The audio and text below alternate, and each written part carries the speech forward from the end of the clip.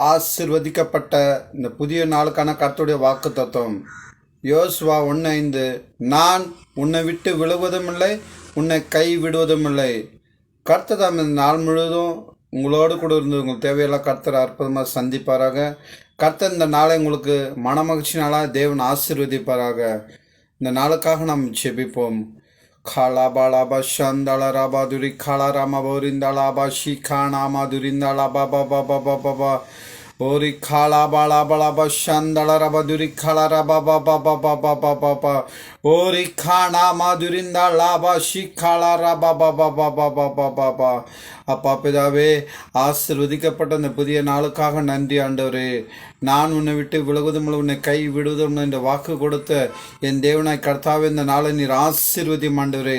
இந்த நாள் முழுவதும் கர்த்தாவே உங்கள் சமூகம் முன் செல்ல முடிய செபிக்கிறேன். கர்த்தாவே, இந்த நாள் முழுவதும் ஆண்டவரே உங்கள்